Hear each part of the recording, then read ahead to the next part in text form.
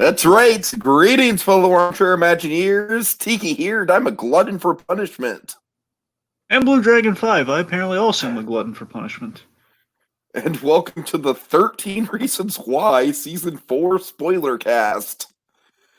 Oh boy, Dragon, I swear, out of all the TV shows that we've covered, like, season to season for the entire airing schedule, I mean, granted, this is no Bates Motel or Gotham or Better Call Saul where we cover every individual episode.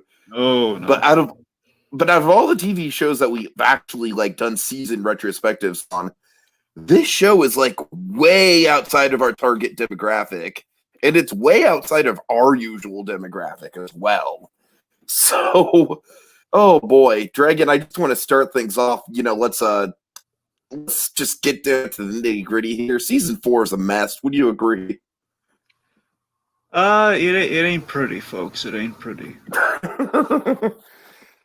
I will say one thing. I think Minette or Minette, however you want to pronounce it. No, it's Minette. It's Minette. I'm sure. Minette, okay. Minette, I honestly think maybe this might be his best performance this season 1. I love all the stuff with Gary Sinise. I think all the anxiety stuff was portrayed really well, really thoughtfully. And everything else is pretty much a big, fat train wreck. I mean, god damn.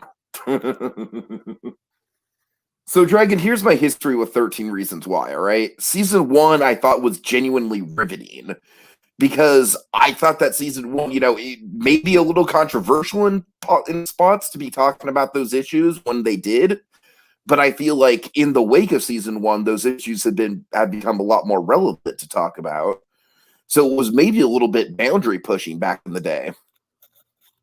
Season 2 had its moments. It genuinely had some suspense built up with the school shooting element of it all. It ended on the biggest cliffhanger of the series. But I felt like the character development was kind of spinning its wheels a little bit. Season 3, I thought, was when things started to really go downhill because, of course, Season 3 is the infamous, let's get redemption for Bryce Walker storyline, which the internet just as a whole rallied against, and I can't really blame them. And then Season 4, Dragon, Season 4 is the fun bad season, I think. Because, rest assured, the storyline here is just a hot mess. I mean, God, there's almost no logic to anything that happens in this whole mess of 10 episodes. You would think that with 10 episodes, they would find a better, more tight storyline. But no, this is arguably the most disjointed of the 4 seasons. But Dragon, I had fun watching it. I really did. I was kind of I was on the edge of my seat, but not for the reason I was in season 1. I was just on the edge of my seat because I was just oh my god, how much more batshit crazy can this stuff get? So, overall, not a strong season quality-wise outside of Minette, but it was very enjoyably campy and bad, just like I was hoping it would be. All right. Thoughts? Okay, here are my thoughts. So before I get into my actual thesis, I have a kind of 2 mini analogies here. I'm just gonna give you here. So set the tone. Okay, so if I had kind of a poster quote for you for season 4, would be a waste of Gary Sinise. Okay, I appreciate that he's there, but again, he's wasted. Yeah. He could be doing better things with his time. Anyway. Okay, so here's my other analogy before I get into my actual thesis real quick, is that throughout the season, I had this one moment that kept popping in the mind that kind of described my feelings on the matter. It was from the movie Deadpool. You know how much I love that movie. And of course, I'm thinking of the climax of Deadpool, after the action, Deadpool and Francis have their final scene together, and it's a last word scene. Last words, what's my name? And of course, Deadpool says, who effing cares? So I'm pretty much throughout the season, I'm going, who effing cares? I'm just saying, I'm thinking in my who effing cares, man? It's just, so many points in the season. It's like so many points in the I story. think you're more harsh on it than I am, Dragon. I am. I mean, again, all these Because logical. I really did think the stuff with Clay kind of like was an anchor that I could at least latch onto. Okay, no, okay, that's all joking. It was an aside. anchor on a sinking ship, mind you, but it was still an anchor. So, I mean, look, I'll agree with you that far because I mean, I do like Dylan Minnette as an actor. It's half the reason I watch. It was mostly the reason I watched the show, and I've kept watching the show. I mean, you're the one who suggested. Hey, what? I forget how I ended up on third. I think You were the one that suggested it. Well, I know I think you were the one that brought it to my attention, as far as I know. I don't know about because you read the book. No, I read the book after I watched the show, though. Okay, I don't know. I know I checked it out because of the. From what I remember, you recommended it to me based on Minette because you were like, "Hey, Tiki, remember the Goosebumps kid? He's in a really serious drama, right? A really serious drama that could, in no way, shape, or form, get incredibly campy 3 more seasons later." That's okay, fair enough. Because I do remember like checking out for the Minette factor, and I guess I told you about it. I don't know if who decided like, hey, let's do a season retrospective one. I don't know about that, but I don't know. Maybe I think the reason we did it is just because it was a really hot button, like maybe that's why point thing at the time, and yeah. I mean, far more people. The only reason we're doing it now is just because, frankly, I think this is going to be a fun discussion to have. I don't really think anyone's going to care. Okay, anyway, so here's my actual thesis. Here's all joking aside, here's my actual breakdown of season 4. Okay, so 13 reasons why started as kind of a solid adaptation to a relevant story. It seemed, I mean, you read it, so you actually know kind of the compare and contrast of all that. But I would arguably say that the first season may be a little bit better in the book in the character building department. Sure, by all means, I'd like to think that as well. So the point being, we had a relevant story in season 1 that made an impact, both good and bad. Because again, there was a lot of debate back then when it happened. Some people said it's kind of worse than the problem, which I frankly at the time, and I don't fully get that. But I mean, it's not really glorifying. It's like this is horrible. It's just kind of putting on display where we were afraid to show it before. But anyway, the point being, it had an impact, both good and bad. People were talking about stuff, which I assume led to a lot of pressure to keep it going. You're like, hey, man, people are talking about this. You have a little bit of story. You have a little bit of leeway of story to tell. Yeah, you're out of books, but you're not out of actors. You're not out of story. You're not out of Netflix. So let's keep it going. So each season, as it continued, got a little. We lost a little bit in the DNA. It's a classic thing for television. Like usually for the CW, after the first 2 seasons, basically, I'd recommend to every CW show with the first 2 seasons. After the first 2 seasons, that's when things really lose a step. In this case, I mean, the same is kind of said, where season 2, the structure, the structure may be a little iffy, but again, season 2, it brings ideas to the forefront. Season 2, overall is solid enough. It's no season 1. You go to season 3, we lose a lot of focus, we lose a lot of identity of the show again, but we have a little bit of the mystery hook in there, which is a little new. Season 3 is where it became Rivendell. Rivendell, Jesus Christ! I've been watching too much Lord of the Rings. Riverdale. It's when it become Rivendell. Yes, you said Riverdale. Riverdale. Sorry, but you get my point. Yeah, yes, I get you. Like, okay, we're going full blown camp. Yes. Okay, so anyway, so season 4, basically to me, season 4 is the out-of-gas season of cop-outs and desperation to be relevant. That's what season 4 is to me. Like, it likes... and we kind of knew that, and in all fairness, we knew that, we kind of glimpsed that going into it, and just where we left off in there, because 3 had a really good ending, but it had that hanging Chad. That had you a little curious, but you didn't really, not curious enough that, oh man, why couldn't we just leave it at 3? But I mean, it was no season 2 cliffhanger, though. I think season 2, the season 2 cliffhanger was genuinely probably the most gripping thing in the entire series. Exactly. So I like to think I gave season 4 a shot because I did like 3 for the most part. Again, 3 was not perfect. It was not near what the other seasons were. But that whole, again, you and I were a little high on the whole Bryce Walker mystery hook. But again, before we saw how that really played, I was like, okay, we're doing a little mirror mystery. That's kind of interesting. And that's a way of I was high on it when I didn't know that it was going to be like a big Bryce Walker redemption story. That's what I'm saying. So, I mean, I like what they were going for with season 3 and trying to shake things up. But again, it loses something in the DNA each time. That's kind of my point I'm making here. So, regardless, going into this season, that hanging Chad did have you curious, but again, it's the curse of overstaying your welcome, a la Riverdale, only without the self-aware charm. That's the difference between this and Riverdale. Riverdale has a self-aware charm to it, even though it's completely off the rails, insane. Again, as I said, first 2 seasons of Riverdale, being a CW show, are great. I love season 2 of Riverdale. After that, we do cults in season 3, and it gets worse beyond that point. And oddly enough, I want to say Riverdale, they did their season 4 this year as well. So literally, season 4 going up against season 4 of this. Crazy. But I'm saying, it doesn't have the self-aware, like, yeah, we know we're that Ross Butler needs his work as a 30-year-old high schooler, man. Now, that's the thing, of course, Ross Butler, too. He does... Again, he's another highlight of. And he's practically playing the same character on both shows. From That's the thing. That's the thing. They recast him on Riverdale. In case well, I mean, you know this already, but they got a different guy playing him on the show. But still, Ross Butler, he is good, and again, all of his work being channeled towards this thing. So I don't know what he's going to do next. But he was also a highlight of 13 Reasons. Let's be honest. Ross Butler was also really good. I mean, I think the cast in general, you can't knock for 13 Reasons in general. That's what I'm saying. The performances, always the highlight. I felt the performances were good, just the story is crap. If I also had to economize the season, in other words, and also I've heard people who are like really, some people I've known are really into 13 Reasons Why, to the point where like they've watched and re-binged all 3 seasons, getting ready for season 4, and here's the thing, even they don't like season 4, and that tells you something. That does tell you something. even to the most like, rabid 13 Reasons Why fan, if those people don't like season 4, no one likes season 4. Okay. All right. Let's break down this train wreck, man. Let's do it. Oh God, I'm so excited. Let's get our lawn chairs and binoculars out, man. Let's watch it unfurl. Okay, episode 1, Winter Break. Oh boy. Okay, I gotta be honest with you, Dragon. The funeral setup had me hooked.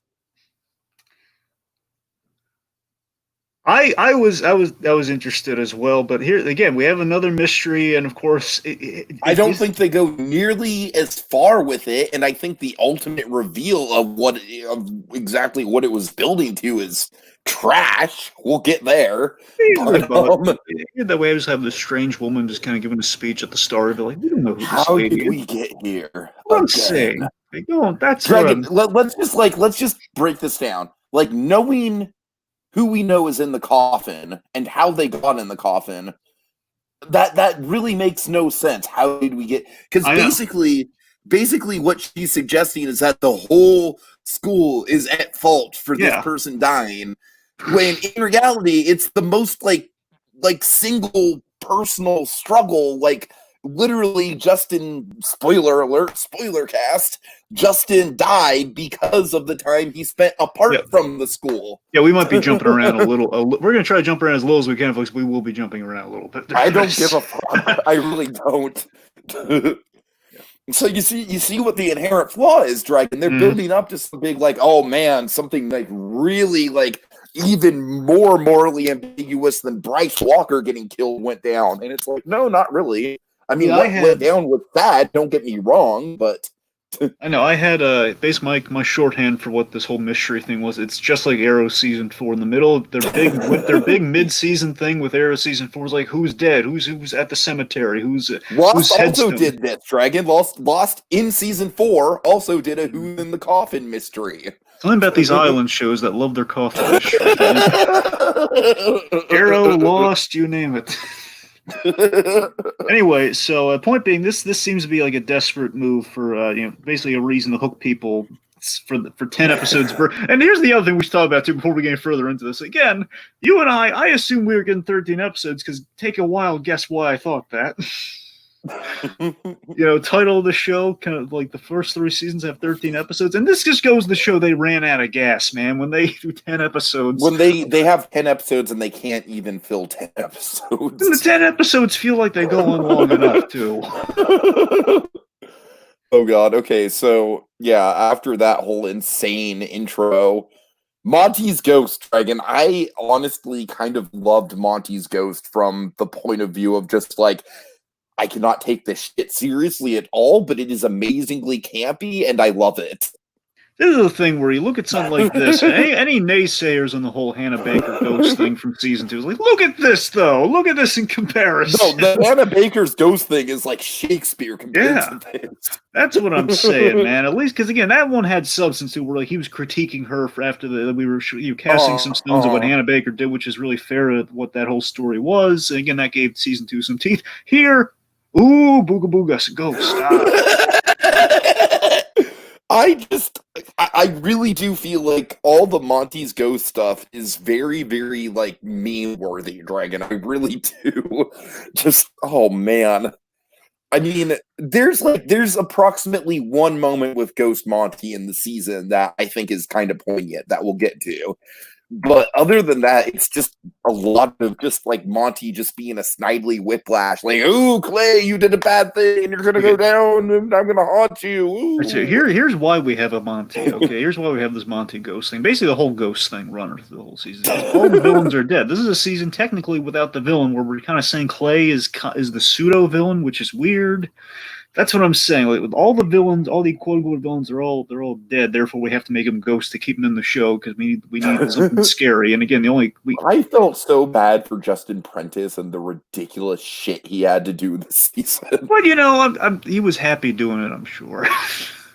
I'm sure he was, but by the same token, it's kind of just like I don't know. We'll get there when we get to the ridiculous sci-fi episode. I think if they were smart, they would have just had him for one episode. Do it for like throughout, like do like a Kilgrave from Jessica Jones season. Right. Yeah, would have given like one episode to be in somebody's head. But it's anyway. So the point being, like, kind of okay. Let's see. Let's talk about the big hanging Chad. Okay, before we forget about it, let's talk about the bag of guns follow up. Yeah, which honestly just kind of goes away. I know, which ticked me off.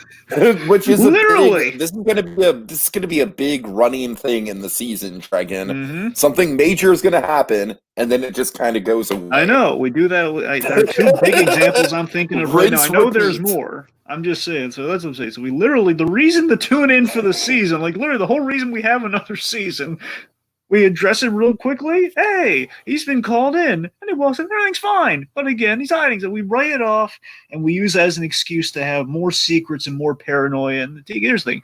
I long for what I like to call, this makes you long for the Stranger Things effect. Now, this is not a bad term. The Stranger Things effect, I shorthanded here, is that I love it when, at the end of Stranger Things Season 1, you have two episodes. You have 7 and 8, I think. And at the end of the season, you have everyone's on board, everyone's on the same side, but it took that long to get there. Then going in season 2, everyone's on the same page, and again, maybe there's a little bit like, oh, Joyce, that wacky Joyce Byers. Once we get out of that, we're back on page, we're back on the same page. Then season 3, from the get-go, okay, we're completely on the same page, and that's my kind of show, man. When we're all on the same page after that first season. This show, it rinses and repeats. Riverdale does a similar thing, but again, a little self-aware. This, not so much. Where it's like, yet again, secrets, and we don't know who knows what it when. And it's just frustrating.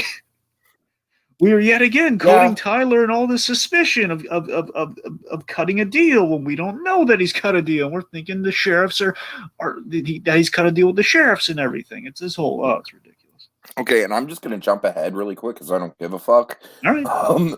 Tyler being a police informant is asinine. I don't buy that, man. I just frankly don't buy they put that much trust in that kid. I know. That's what I'm saying, man. That's what I'm saying. It's like Tyler is a known would-be school shooter. I mean, come on. Come on. Yep. And also, like, they really took the teeth out of that story because again, you look, and this is what I'm saying. Where again, if we didn't have that stupid hanging Chad, and again, I know we if you take that out, we don't have a 4th season. But that's my point, though. You have a nice uplifting ending where, again, is it a buy that Clay could talk a shooter down? Everyone complains about that from season 2. But you know what? The point of season 3, whether you buy that or not, is that you know what? Something positive came out of the unlikely. And like the kid was redeemed, the whole gang came together, say what you will. The point being, that's where they could have ended it. And here, we're okay, let's rinse and repeat that. We don't trust him. He's going to snap again. It's like, oh, come on. I'd say let's go through all the characters and see where they're at, Dragon, but honestly, they're pretty much the status quo outside of a couple of them. Let's see, real quick, just Jessica, basically Jessica's in league with Bolin. Jessica is like the most status quo character of this season, I think. She just doesn't have anything to set her apart. Like, I gotta tell you, though, I'm sorry, go on. I didn't mean to cut you off. Outside of the Justin stuff. Yes, outside of the Justice stuff, Jessica, her main role is kind of social justice warrior through the whole season. Did you notice that? Which, yeah, and that was also her main role in season 3. So Yeah, but I mean, like we took out any like subtlety with it though. It's like just like first thing. I mean, we have the metal detectors thing, which yes, I mean she absolutely is right that okay, if you're gonna have a metal detector, look, a metal detector at school is like some schools do actually have that, and that's a realistic thing. We're okay, you want to keep everyone safe. But again, if you don't have female officers conduct these pat downs with the female students, you're just asking for trouble. It's like, when does it, it's like the school, it's always one step forward, two giant steps back. Who's doing the thinking for all these rules and bylaws? That's my question. I'm always furious at the school stuff, and that's the point. That's what I'm saying. It's like, come on. Well, one positive with Jessica, at least thank God they didn't bring back Casey. I think it's been so long. You got her. Casey is the other social justice warrior from season 3. Oh right, oh yeah, you mean yeah, I know who you're talking about now. I forgot her name, but yeah, exactly. In my humble opinion, I mean, obviously, no offense, that like I feel like the girl from the HO group, the girl from the I feel like the term social justice warrior is like like I feel like there's a bit more respect for it going on these days. Of course, there is. But I'm just saying this is like the negative connotation. This is like when it's all preach but no meaning. With all due respect, I think Casey is probably the worst character in the history of the show. In terms of like one note with nothing to attach to beyond just she's pissed at the hierarchy. Yeah, I guess you're right, because I mean she's like one rung under what was it, Courtney? Courtney was the girl from the first season. Yeah, but I mean Courtney was the bitch, but at least she had like a little bit of dimension to her. You're right. That's what I'm saying. Like she's like a rung. That's a point being Casey is under Courtney then in that case, yeah. By the way, I love how Courtney just randomly comes back in the last 10 minutes. Like Courtney and Ryan both come back in the last 10 minutes and shit. Like, hey guys, we've been here the whole time. God. No, I think the idea is like they graduated, like they were like the seniors, like when we saw the show last. I think they graduated already and they came back. Look, I'm not saying that does make sense because when they came back, they weren't in their graduation. They weren't in graduation gowns. That's my guess. I mean, that's the only logic I can defer from that. I think that's how. Anyway, so let's see. Also, set up. Also, Cyrus has just graduated from supporting character to window dressing. You mean the guy with the black hair, right? Yes. Right. You mean like kind of like the punk gang, right? Yeah. That guy. Oh yeah, you're right. Absolutely window dressing. Yeah, he has one. I'm sorry. I'm kind of like what I'm curious. What's the one moment? Well, like the whole like, hey, we're gonna throw a party, and like the whole we're not cliques, but you just call them jocks. Well, that's how they self-identify though. It's that's his only moment. Right. Orchestrated they're punks they're tech savvy punks. That's the only thing they got going. Okay, some of the other characters here. So Zach, we've already mentioned Ross Butler. What did you think of the whole like we're just randomly gonna write Zach to be like just a raging alcoholic out of nowhere? Okay, I gotta be honest, Tiki. See, ordinarily I don't go for the whole like so good it's bad thing. But I gotta tell you, the thing with Ross Butler, though, just the way he just have this kind of like partying, just basically the idea that we're taking the downward spiral, and we're basically the idea is he's in a real dark place, but he's just trying to like be like the happy party. So I like there was like a little something to it by the same token. It was just Ross Butler having fun. Like, oh man, he's in a downward spiral, but he's just trying.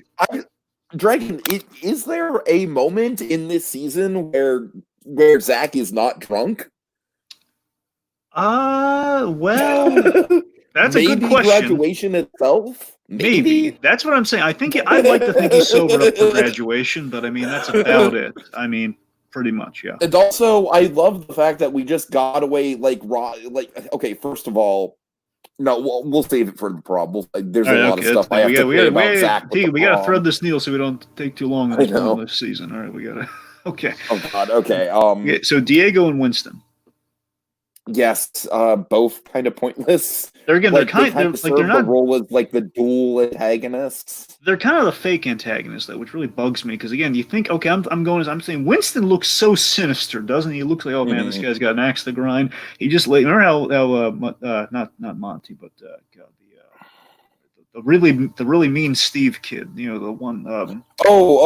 Marcus, yeah. Marcus, that weasel That's face one kid. guy that they didn't bring back for the group shot. The idea is like he was in trouble because he lied on the stand. So I don't know what the ramification was for that. I guess the point being he was like they suspended him from school. Never saw what happened to him though, which is like I guess again the point being we wrote out some characters because they know they run out of characters and that guy didn't really contribute anything ever. So you know we gotta get rid of him.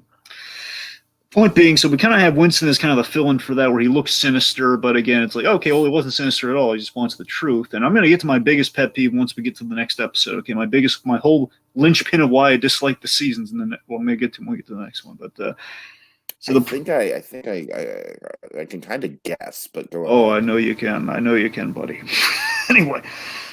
So the point being, we have just the point. These guys are like the crazy annoyances for season 4. Diego and Winston here, because again, like they're friends of Monty, but they just like like they're very persistent, but they're not necessarily evil like Bryce or Monty. Mm-hmm. So again, I think we're too hallucination happy in Clay's head, especially this episode. And as one thing I have to say about Winston though is that Winston like just totally idolizes the fuck out of Monty after a one night stand. And then he beat him up at the end of it too. I don't get it. That's what I'm saying, man. We should also note that Justin has returned from rehab, but also I don't like the pointless breakup with Jessica though, because again he's doing a very healthy look. If they're gonna break up, at least he had a healthy reason for it. But then she holds it against them. That's what I'm talking about. The whole yeah, that really didn't sit well with me either. And then she instantly goes with another guy just to make him jealous, even though he's a recovering addict. And it's not to make him jealous. It's to cover them. It's to cover themselves. At least I don't know. Maybe you're right. Maybe it starts that way. Then that she's doing it just to make sure he doesn't rat him out. That's the main reason she's with. Well, regardless, I'm sure it didn't help with his recovery, and I'm sure I think you're absolutely right. One of the factors that led to his relapse. So it didn't help. Ooh, not great connotations with the Jessica and Justin stuff. Okay, Dragon, I have one. Like, obviously, the big thing that's going around, the big spoiler of the season is that Justin dies of AIDS at the end of the season. So, do you think that they should have started the season revealing that Justin had AIDS? I gotta tell you, that's an interesting idea I didn't consider. It may have given it more teeth. Because if you think about it, AIDS is a disease. It doesn't like I've been looking into this since I finished the season, and AIDS really it does kill you in a short period of time, but it's not like a week like the series portrayed. It's like over a period of months. Remember, there are a lot of time jumps this season. Well, yeah, but still, I mean, we go from like winter break to graduation, so it's like a 6-month time span. Yeah, within 6 months, yeah. Yeah, so you see what I'm saying? Like, if we would have started right off the bat, like, bam, Justin is dying, and there's nothing we can do about it, but we have to kind of live with it, and we see him slowly get worse and worse. That would be. That would have really, given the really season tragic. some points, wouldn't it? It would have just given you points of like, okay, you think it's gonna be okay. You see a cough and you think, okay, we're not gonna find out till like you get rid of the stupid speech. You get rid of the speech, just like okay, like whatever the funeral, you're like, oh man, who died? And then of course at the end of the cold open, we reveal like on a placard or something, or like a little pamphlet. Oh God, it's Justin's funeral. What happened? Did he OD? And of course you think he OD'd, and of course you reveal, oh God, he didn't OD. It was something far worse. And you go back in the season, oh God, he was dying before our eyes, and we didn't know. Yeah. I would have given him some points, I'll admit. Didn't happen, though. All right. Okay. Let's see, any other characters we're glossing over here? Oh, well, who cares, really? We'll get to fair him. Point. Look, take it. Seriously, we'll lump him in. We'll lump him in throughout as we go through it. It's fine. Okay. So, any other things about episode 1? No, let's just go to 2. Let's go to 2 so I can get to my big rant. Okay, episode 2, Dragon. I'm just going to give you the floor. What's your rant? Okay, this is the thing that pissed me off most about this season. Okay, so it literally emblazoned on a door. Monty was framed. Okay, so here's what pisses me off, and I tried figuring this out for the life of me. It's the dumbest thing of the whole season. How every jock, how every Tom, Dick, and Harry, if you will, how every Winston. Everyone, Winston, Diego, all the jocks, every person involved has forgotten that Monty deserved to die. Okay? Yeah. Because here's the thing they completely forgot about in the writing process. One very simple thing. I made sure of this. I went back. I'm not crazy. This is actually here's the thing. So, okay, his bullying which rapes someone graphically, horrifically, at the end of season 2, which we all saw. I don't know if they re-edited or what, but the point being, they horrifically did to Tyler. Which, of course, I mean, I don't know how public a record it is, but people know about this. At least the jocks know what he went to prison for, but they don't know if they even don't know who it happened to. They know he went to prison for this because the prisoners knew and they killed him for it. He went to prison not for a frame-up. He went to prison for raping somebody. Okay, as in got killed in prison because essentially he was a child rapist. It's more of like it was a technicality, but still the point being he did something horrible and the prisoners knew it, so they killed him, which does happen. And again, this whole Monty was framed thing, like, yes, they besmirched his name afterwards, but it wasn't much of a name to besmirch. He deserved to die. I hear you. That's what I'm saying. Like, why is everyone so offended? You framed Monty. Why are they so bummed out? I mean, like, come on, guys. I mean, this is exactly what I'm talking about with the Winston thing. You know, I think, but you're right with the jocks as well. It's just like suddenly Monty was like, you know, like the martyr of the entire football team, even though clearly he's not. And we're trying to connect the two deaths where, again, no one's shedding a tear over Bryce, but they're shedding a tear over Monty. Mm-hmm. And again, it's because, like, oh, he killed Bryce, he never would kill Bryce. Well, again, he raped somebody, so apparently you don't know him as well as you think you do.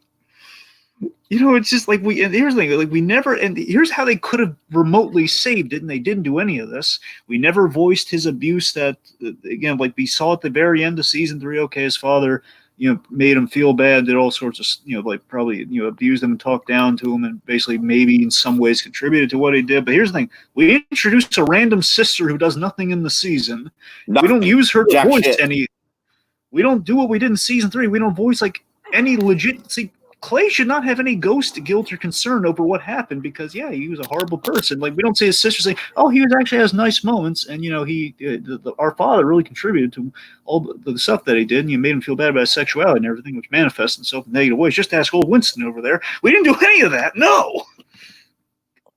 All right. Also, can I just say with the sister, I am not okay with Tyler and her starting a relationship. I got to tell you, look, again, I'm not defending it at all. I'm just saying it was an interesting choice. Just for them attempting something, it doesn't make sense. I mean, they attempted something where at least she was wary of it. Like, oh God, you're the, oh, I forgot. Yeah, you're the guy. It's like, at least she voiced it. You know, if they didn't do that, it's like, oh God, this is going to be sick and wrong. But it's still not. They acknowledge it doesn't mean it's. I know. I'm not saying it doesn't make it. I'm not saying it's good. I'm just saying, I mean, it was interesting though. I mean, it's like, well, I mean, like. It's so weird at the start of this season that Tyler has forgiven Monty for what he did. That's the weird thing. I know. I mean, there's forgiveness, but then there's what that guy did, and he. I mean, like, I think what we're trying to say is, like, you know, we shouldn't seek, you know, revenge from beyond the grave or something like that. You know, it's like we're, you know, you're just going to bitter the soul and all that stuff. We didn't really voice that. It's just he felt bad for him for reasons that, again, we should be bringing to the forefront of our story here, but we're not. Mm-hmm.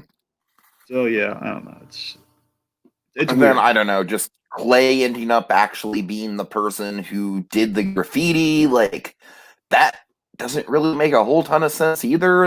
Suddenly we're going into Mr. Robot territory with it. I was thinking more Discount Bates Motel. That's why, because literally he blacks out Tiki. He does blackout mode. Yeah, fair enough, but I don't know. I mean, it's not really. I don't know. They call it dissociative, so you're kind of right, but by the same token, I mean, it's. I don't know. It's somewhere. The point being, we had 2 dissociative things in 2 different shows. The point being, you're right. We're both right. Okay. Anyway. Yeah. So, anyway, let's see. So again, it's a Clay. Speaking of Clay, so we have a moment. So we're going on tours of colleges here. We're establishing the next step, and like, the kids, the kids are looking to colleges and just kind of trying to move on, like kind of the finality of the whole scene is what we're trying to get out of the episode here. So Clay, he goes on the tour here and he's basically just trying to I can't buy that Clay just can't get 5 seconds to himself by a trash can to throw away the spray paint. I really can't buy that. I hear you. Like at every turn, he's like the most popular guy ever. He just can't get 5 seconds next to the spray, especially when he doesn't get rid of it the first moment he steps into the frat house. Really? You just leave it on a table. No one's gonna find out because again, they're frat boys. Anyway, so while we're in the frat house, Clay has here's an idea that we don't really, I don't know if we do enough with it, but we at least address it here. So Clay, we have a Clay becoming Bryce moment. At least that's what we're trying to say here, where it's kind of wrong, and it's a really wrong moment for basically we have this misunderstanding where Clay's just standing in front of a passed out girl, and like the misinterpretation, oh God, he's going to do something like Bryce did.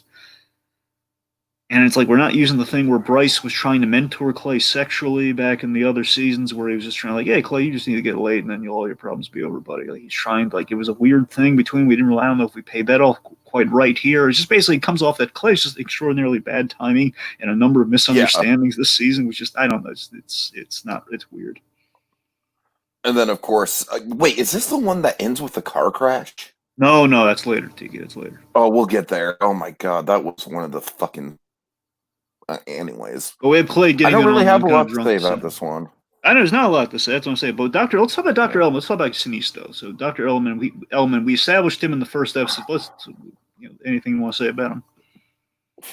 I mean, I don't think there's much to say about him outside of the fact that the actor is great, but he's kind of wasted in a, it's.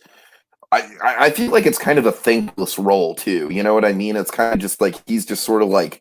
Just patiently hearing out this kid, and he's not really getting anything in return for it. He's just, well, when I say anything in return, I mean there's not really a lot for him to do as an actor to really sink his teeth into. He's just kind of reacting. Yep. Let me tell you something. There's one thing I want to say less about him, but more about just the whole therapy gimmick, the whole therapy thing throughout the season. I'm just sick of this game of who knows what and which, because Clay, you think you go to a therapist, the first thing he's going to start with is, I'm seeing people again like I did in season 2. This is a problem. Help me. I mean, and Justin kind of knows about this because, he stopped from shooting Bryce in the first place. And like that's what I'm saying. Like why are we not addressing just from the get-go, like Clay is seeing people again, he's hallucinating people, which lead to, okay, he's blacking out and seeing people and all this sort of stuff. Like we don't acknowledge any of this, which just makes, okay, this is why we have a therapy run throughout the season still. Like, or like maybe an episode of therapy. Right.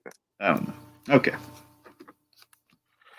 All right. So let's see. Episode 3, Valentine's Day. Yet another dance. Yet another his sadistic high school prank. Right. Okay. First of all, one of the things I have to talk about with this season is that this season really has no idea how cell phones work. How so? Well, for one, I really don't get how they're all able to use the voice modulation and all have access to Monty's phone number, and I don't know, like that. I think you're right about the cell phone number, but I mean, a voice modulator. I mean, I'll give them credit on that. But you're right about the whole same number. That's crazy. And then, more importantly, Dragon, like we have to talk about Dave's app when we get to it, because goddamn, is Dave's app like not the most powerful thing on the fucking planet when it comes to apps. I'm sorry, whose app? Dave's app, Dragon. Haven't you heard of Dave's app? No. The superpowered app that all the parents are using to track everything. Oh, I'm sorry. So it's called Dave's app, but they're saying it's like... No, it's literally just like... I'm sorry, I'm making a reference to the... In the season, there's that moment where Clay, like, is overhearing the meeting, and the teacher's like, oh, if anyone hasn't downloaded Dave's app... Ah, okay, I got you. That's So it's apparently like, like this is an app. I'm sorry, I'm jumping ahead here, but yeah, that's go on. This is an app that can apparently, like, I mean, let's just go down the list here. You can read your kids' texts, you can track their search history, you can. This is NSA level stuff that parents really right. I don't care how wealthy the school district is. That apparently one random parent named Dave happened to invent. Okay, I see what you're saying with the whole Dave's app. Okay, they recommend that guy. Okay, I think they meant they think their tech guy would walk you through how to use it. You don't think it's like Dave's app, but then again, I think now you're right. Never mind. I think you're right. I guess he would have had to conceive of the app anyway. It's all ridiculous. Okay, so it's ridiculous. Back to okay, we're jumping ahead with that. Back to Valentine's Day. So basically, let me tell you. So we have Die Hard. It's like Die Hard 3. Simon Says blackmail phone call plot here. That's what we have going on here. It's like the whole like in Die Hard 3. I mean, have you seen Die Hard 3? No. Really good, Tiki. Trust me, it's really. That's the only Die. You only need to see the first 3 Die Hard movies. Anyway. Fourth one, if you're curious. Anyways, the point being, I've seen the fourth one. right. Well, again, I didn't like it. That's what I'm saying. Trust me, the first three are actually good, though. Anyway, I know you've seen the first. I'm sorry, I'm drifting off. My point is, Die Hard 3 is all about like Jeremy Irons calling him on the phone, giving like Simon Says task, and they have to run around all creation like Bruce Willis and Samuel L. Jackson. They're reluctantly teamed up throughout the movie. They solve all these puzzles, Riddler style, and everything all throughout New York City. So the point being, it's kind of basically you're at the mercy of the guy on the other end of the phone. In this case, kind of through like a blackmail thing. If you don't do it, something bad's going to happen. So this is all elaborate BS, man. That's what all this is. Just it's elaborate BS. Where ultimately we reveal the jocks are doing very Carrie level psychological damaging pranks. Right. Literally, there's a bloody shower too. Very Carrie-like, man. It's like all this because I'm sure it's inspired by Carrie. Yeah, and all of this because, say it with me, Monty was framed. It's just, I mean, we take it to a football field. We have like a corpse that seemingly has been stabbed again, like mirroring they were stabbed in prison in the shower. I mean, also, come on. I feel like Clay showing up in the middle of the dance with all the fake blood and the knife, like that's like one of the first examples in the season of like, okay, like Clay's apparently doing all this crazy shit with absolutely no repercussions whatsoever. Yeah, and also again, it's such a stupid move. We only need it for a dramatic shot. That's why we do that. It just makes no sense remotely. Here's more stuff that doesn't make much sense. Okay, so let's talk about Clay and Ani's flawed relationship. Ani was kind of the problem character of season 3. So I mean, I think they don't necessarily rose Tika at Ani, but they get close. Right. Don't you mean Tico? Or is it Tika? Fine, Tika, whatever. All right, fine. I'm sorry. Anyway, you know who I'm talking about. I know exactly who you're talking about. Here's the thing: they ran out of stuff for Ani, so they write her out with her mother. Her mother injured herself, so she has to go tend to her mother. It's like they're so self-aware. We're out of ideas. We're out of gas. We have too many characters. We got to write her out for a while because we just had her palling around with Jessica, and that was like nothing. So we're doing this. Where basically Ani's whole thing is like Clay has a savior's complex, and so does she. She has almost an even worse savior's complex, where she's inserted herself in the Clay role last season. So it's like, why? It's just like I don't understand. Like during this whole phone thing, why Clay just doesn't say, "I'm fed up. I don't care. Spill all your phone secrets. I don't care." I don't know why he just didn't say it to the blackmailer on the phone, because like you don't know if he has anything. From what you understand, they have nothing. And again, I'll reemphasize it. Monty was framed means nothing. Okay, so you have nothing to worry about. So it's just also here's the thing. So the SROs and the sheriff's department, like the school guard guys, this is just the whole mess it's gonna explode later. But why do we have to frame them so suspiciously? This is another mystery that goes nowhere, where basically all but one guy in the sheriff's department actually are good and actually do mean well, but we have to frame them so suspiciously. I feel like the reason that they decide to do that is because they want to illustrate like Clay's paranoia. Sure. But it doesn't really go anywhere. I get it with Diaz. Diaz, the main guy. The main guy's doing the interrogation. Yeah, exactly. Like, that guy, I get it, because he was showing up at Clay's house, and like those two guys, they have interaction. Again, if it were from Clay's perspective, all of this, I get it. But it's like Tony. Tony bumps into the one guy, seems really intimidating, but then okay, so he's a nice kind of guy and encouraging his fighting. So he becomes a good guy. It's like, okay, why do we frame him so suspiciously? Like, oh god, he was targeting Tony and stuff, but he's actually a good guy after all. Like that, I don't. All right. Also, okay. Tony, can we talk about how pointless Tony is this season? I mean, look, I don't. See, now you bring up. I'm trying to make. Oh yeah, I guess he was kind of pointless for the most part. Yeah. Basically, Tony just kind of like repeats Alex's storyline from season 3 of like, oh, he's boxing to get out his aggression, and there's not really much to it beyond that. Well, and basically we need to set up that Tony doesn't have necessarily the best chance of getting into a school, therefore we have to give him a chance for a scholarship, which outside of football, which is not quite his alley, fighting maybe. So that's the main reason we do the fighting, is to give him an excuse to go to college and drive off at the end of the season. That's the main reason we do that. Sure. So you're right. There's nothing there beyond that, though. Except being paranoid about Tyler. Yeah, that there's that too. I gotta tell you, man, Tony. I mean, for the most part, I think he came off okay in the season. Again, not pivotal to the plot or anything, not exceptional. I mean, I like seeing him and his boyfriend Caleb. Like they at the prom, they were adorable. I thought. Oh, But outside of that, though, I mean, like in that whole relationship, I guess that's nice, and him, training him in the fight, and giving him the pointers, and how they helped him, all that, that's fine. But Tony, there's a scene where he prostrates himself to Clay, where he says, "Clay, we gotta act, man, we gotta do this," and just Clay's out of it. And like, how helpless is Tony? He's usually the guy who gets things done. Why is he like a help? Why is he so helpless when Clay just says, "I can't help you"? right, right. I'm saying, like, I Tony's hear the you. guy. Tony's like the whole guy who led the whole tape campaign. He handled so much. Why is he? I can't just drive up and warn him. I can't do that by myself. Let's see if there's any other pointless stuff in this episode. All right. Okay, so Alex, let's talk about Alex because and then we started. Alex had some stuff going on, but you brought him up, so let's. So Alex, I think Alex, he kind of came out the best in the season. Would you agree with that?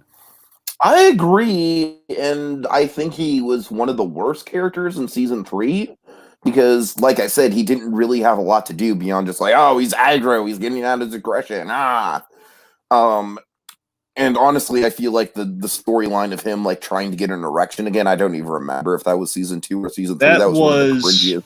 I think it was 2. That well, regardless, that was one of the cringiest things that the show's ever done. Like no one needed to see that. But uh yeah, this season he did really come into his own. Let me tell you the problem though. So basically, Dragon, from the moment that he started befriending Winston, I pretty much knew how the Winston storyline was going to end. I pretty much knew that the Winston storyline was going to end with Alex having a heart to heart with Winston and Winston being like, well, you know what? I can't go forward with this information because I care about you. That's a good point. So And it was like that was the only way that it could end. And I don't know. I really feel like they kind of blew their load with the whole mystery of it all with Winston. And then Winston doesn't even show up for like a few episodes too. And that also just kind of, just the threat level is just really diminished. Okay, I'm gonna try something here. It might be a little vaguely controversial here, but I got a point, so just follow me on this. Okay, so Alex overall had a solid arc of finding his sexuality, and it was well handled in season 4. I felt one of the few actual linear storylines that made sense and it tracked and everything. With eventually him meeting Charlie and everything, the prom king thing of it all, like that all worked out like gangbusters. But here's the thing: season 4 I kind of noticed something with season 4. Season 4 kind of sets a dangerous precedent and here, bear with me, folks. It seems like Stranger Things as a whole, but especially with season 4, it's kind of setting a dangerous precedent of making characters gay arbitrarily. Emphasis on the arbitrarily thing, okay? As in, here's where I'm going with this. Okay, so I think certain characters, I mean, like Tony makes perfect sense because from day one, nothing wrong with that. And Alex, it feels like they didn't have a plan with Alex, and therefore, like they ran out of things with him completely after the whole erection story of that season. And okay, so Alex has been unlucky in love because basically all the girls in Stranger Things is almost like we have limited female characters, main female characters. So we gotta find someone for him, and Alex is the odd man out. He's the third wheel. He has no one yet again. So he's been unlucky in love. Therefore, well, I guess we'll make him gay because we have a surplus of male characters. Like this Charlie guy, we don't have anything. We don't know what the deal with him is. So let's just put them together. Now it worked out wonderfully. I want to make that clear. It worked out wonderfully. And here's where I say arbitrary. And this is why it might be a set of bad precedent. Other characters, two in particular. Look at Dean Foundry. Dean Foundry, the big head honcho, the big scary guy for the school, the guy who's like the Boland's boss, the guy who's all about the making sure the students stay in line. That guy. At the end of the season, during the prom and everything, we say, oh, back in my day, we wouldn't have seen, two prom kings. And of course, we reveal he's actually gay. He's as a husband or something. And that to me, it's like that guy was a bad guy.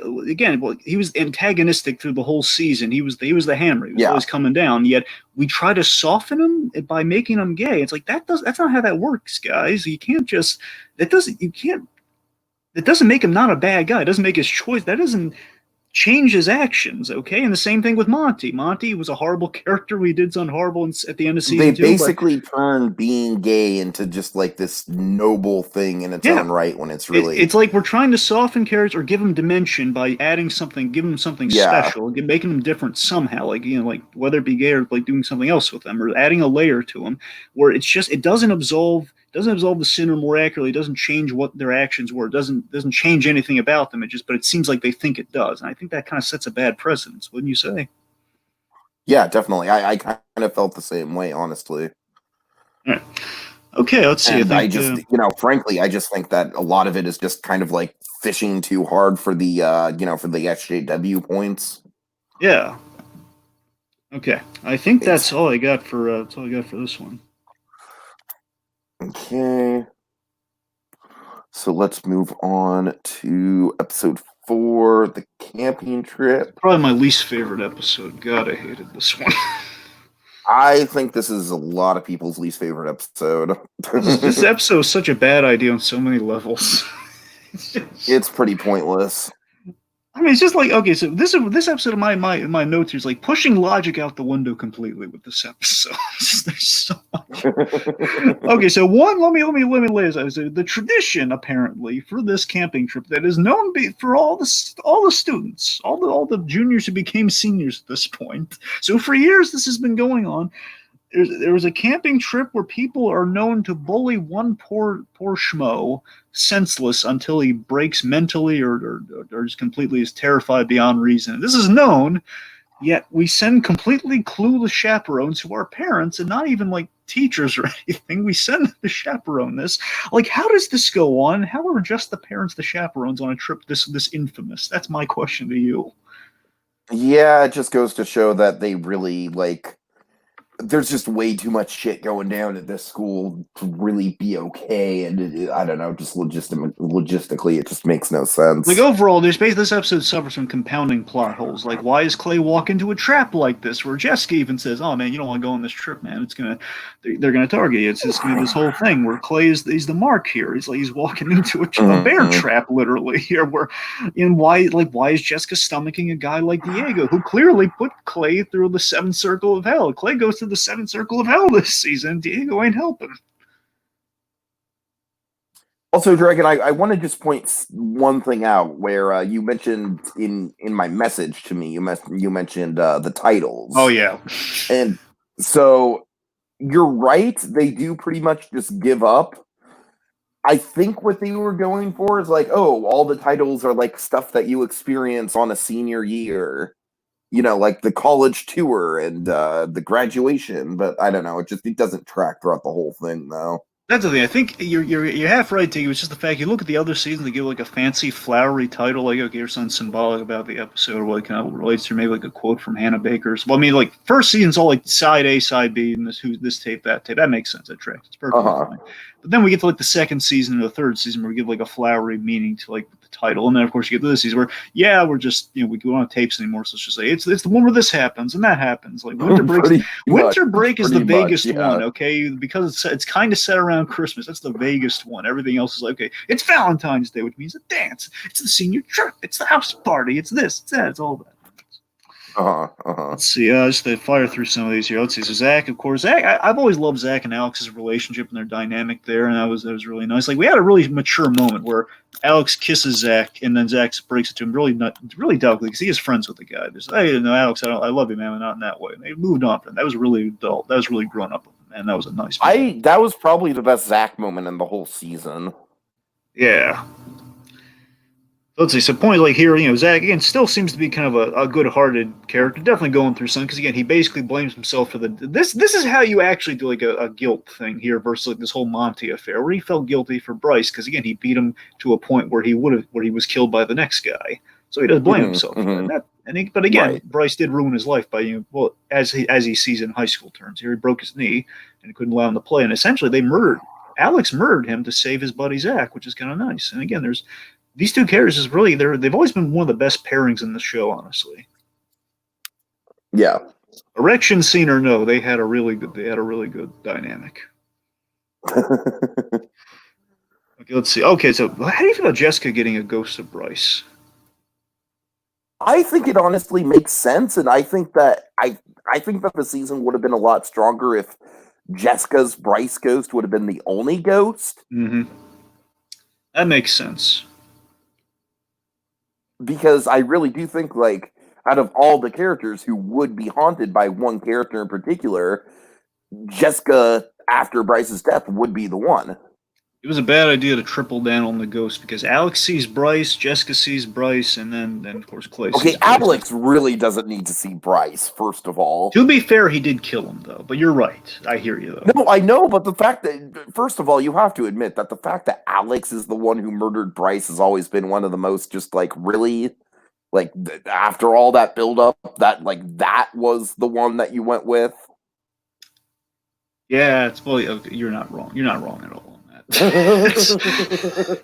After he's just been doing nothing but rolling out all season. It would have been impressive if Jessica killed him. I gotta be honest, just thinking about it now. I would have had way more respect for season 3 as a whole if Jessica. Even what he did yeah. to her would have been really interesting. If why didn't they do that? Now you bring it up. I didn't think about it. Yeah, why didn't she?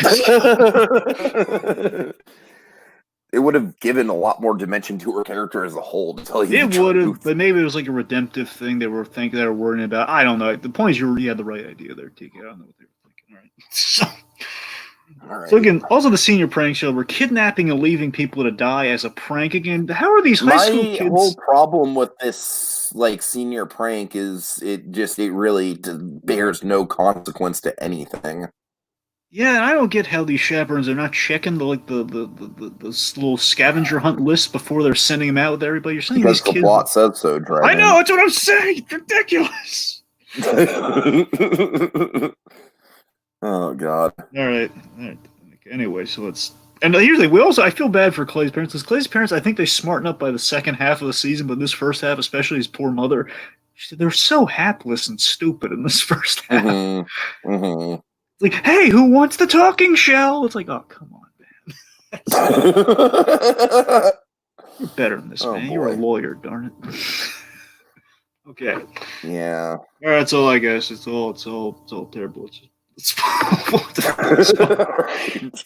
Episode 5. House party. House party. Wow. That really is just a very lazy title. So we have this drug testing, which I can't. I still don't fully get. I can assume that I don't either. Right, you don't get how it works. Is it a bait and switch? Is there a typo with the test? Because as far as this says, it looks like Clay didn't do anything until the party. And my whole thing is why is it ambiguous which test tested positive? Yeah. I mean, it's like saying Clay tested positive. It's like we the audience, Clay switched it or he didn't. It's like yeah. Yeah. No, I mean, yeah, I agree with you. Yeah. Yeah. It's either that or the opponent's Justin switched it or something. But anyway, so in this case, it's like I think the simple answer is that Justin has been falling off the wagon, but he's just in denial about it. I think that's the simplest answer. But anyway, you slice it. It's just given how the episode makes you think, oh, he's not off the wagon yet, but he's going to a meeting this day. I don't know. It's all crazy. Yeah. Let's see. And then Tony's fight, I've already said it's pretty much pointless. You're right. The only reason it exists is to give him an out to go to college. Also, it's an outlet for remember Bryce. Here's the thing I kind of forgot until the season starts. Like, oh yeah, Bryce really did ruin Tony's life because he deported his family. It's he did. Yeah, that's the thing. It's like it's not just like they happen to be deported. Like no, Bryce got his family deported, and that's what I'm saying. It's like that guy needs an outlet for his anger, given all the stuff he's been put through. His poor family being deported, all because just some rich a-hole just felt like it. Anyways, of course, Tony does have a really sweet uppercut though. I love when he punched that guy out. It's like knocked him 3 feet off. That was really cool. Mm. Look, I'm glowing. I'm trying to grab on any positive thing I got here, Tiga. There's not a lot. He uppercutted the guy. Okay. Fair enough. So Clay and the sheriff's daughter. Nothing came of this. There was one scene that completely got deflated. Oh no! Oh God! Oh man! Did you think this was going somewhere for a moment? Honestly, no. Just because I couldn't really see where it could go. That's a fair point. Because really, I don't know where I thought it was going. I don't know where I thought it was going to go. It's like, hey, outside of the sheriff's daughter maybe being like, "Hey, you slept with my," or I'm sorry, the sheriff himself being like, "Hey, you slept with my daughter." Bah. Yeah. That's what I'm saying. I don't know. And then it just completely dissolves when Clay's just picking fights randomly, and it's why is he picking fights, man? Yeah, you slept with she saw you out. There's some gray area. I don't know. Oh yeah, that's right. Oh God, I forgot. Oh man, Clay's been picking all the fights this season, man. It's Clay really is weird. such a hot mess this season, and not really in a And good way. again, good performance. In an entertaining way, but not in a well-written way. See, basically, I think what they're saying here is Clay is acting out, and he doesn't have an outlet for all his anger and all his stress like Tony does. In that, he's not a fighter. He's the guy picking the fights in which he loses the fights, or if he's lucky, maybe he'll get a few more punches than the other guy. And he's not in a weight class. He doesn't have a proper outlet for all the anger. That's why he's spiraling out of control like this. He's blaming himself for something that remotely isn't his fault with his whole. First of all, Clay, it was Ani who framed him. It wasn't even you. Mm-hmm, That's what I'm saying. This makes sense. Yeah. All right. So anyway, let's see. Also, we established the parents have a tip off of the whole Dave's app thing going on there. So, which is, I think, one of the more ridiculous plot lines of the whole season, if I'm being honest with you. All right. So 5 onward here. At the end of 5 onwards, at the end of the episodes, we start faking people out with who dies. So we had the Audi crash at the end of this one. So basically, Zach and Clay are going for a ride, and Zach, per a bet, he allowed Clay to drive the Audi, and leads to a really horrific car crash. You saw how amazed they survived that crash. There's no way they did that. This is probably the most unrealistic thing that's happened in 4 seasons of the show. Is the fact that car crash, if not would have killed them both, at the very least would have broken some bones, Dragon. Well, I mean, Zach's arms in a cast. Clay walked away scot-free, which I don't buy at all. And Zach's arm is in a cast for what, an episode? I don't know. The guy's always broken up and always beat. I don't know. The point being, it's Well, my point is that it's very much like TV writing. Yeah. It's he's got a cast. He's fine. Again, there's a time jump. So even though a month, I mean, that's a pretty serious car crash. I don't see how he's. Yeah. Yeah, and honestly, when that happened, I was like, oh shit, did Clay kill Zach? That's what I'm saying. I could have sworn, I would have bet you all at King Midas Silver at the end of 5 going into 6, oh my god, it's not Zach. Anyway, I love Zach, man. Don't kill him all. Right. Oh god. Then we have we have these stupid fake outs at the end of the episode and at the start of the episode we deflate the balloon. We're like, oh, okay, it's a CPR class. No, he's fine. Okay, so episode 6, Thursday. Okay, this might be. I'm sorry, go on, Tiki. I was going to say probably the most controversial episode of the season. This is where things started to pick up, slowly but surely. Again, way too late in the season, mind you, but still where things actually started to matter, at least a little bit. And I mean, I'm not sure I'm going to say this is the best episode, but at least I love the ending of the episode, performance-wise and event-wise, for something that happens. But it's about... Structurally, the episode is pretty good. It's a very simple episode, a very casual title, Thursday, and then the big lockdown happens. It's pretty straightforward.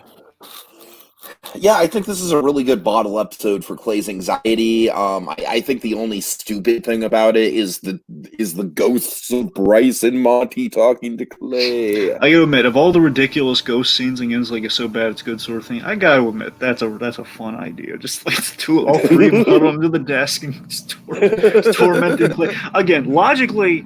Again, why is he seeing Monty? Makes no sense. Bryce, I get. At least a little bit. Bryce should be Jessica's ghost, but if you're going to give anyone a ghost, I mean, it would make sense that Clay and Bryce is everyone's ghost. That's what I'm saying. He's everyone's ghost. He's. Oh, God. Anyway, that's what I'm saying. Out of all the stupid ghost stuff, this one was actually kind of the most fun with all the ghost stuff. All right. Anyway, I do genuinely think this episode was. It did a great job of actually being suspenseful, I thought. This episode tried, and I respect it for trying. Yeah. I think conceptually this was the best episode of the season. Absolutely. So let's see. So, of course, we in a way, we pay off the school shooting tension that we kind of set up in seasons 1 and 2. We're basically end of 1, we set up there was going to be a school shooting in season 2, and, of course, we kept threading the needle throughout the whole season of 2, and we didn't do it at the end. This one we kind of float, oh God, what if it's happening? So Clay reaches kind of a low point here, that and the whole the Audi accident, where one he's realized he's in the middle of a discount Bates Motel where he's blacking out slowly but surely. I don't have any memory of that going on.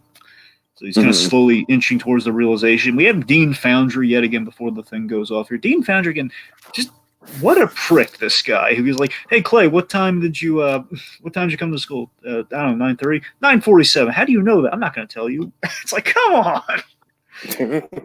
He just comes off like he's no help in a crisis later on. We're like, "Hey, I have information on the shooter." That's nice. Just sit tight. We'll see where it goes. It's like, come on. Right.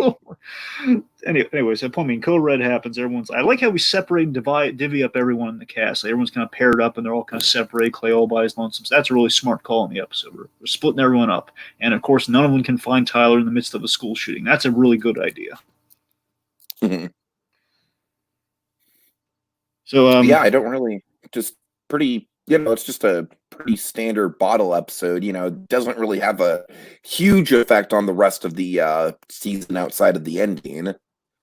Right. Well, speaking of the ending, that's my favorite part of that's my favorite part of the whole season, if I'm being honest, because I love it when Manette gets a scene like this, man. He hasn't got a scene like this since season 1, man. I love when he gets these scenes where he just breaks down in the school and he chews everyone out. I love when Clay rightfully chews Boland out, man. Again, this is like a gold Manette scene here where he,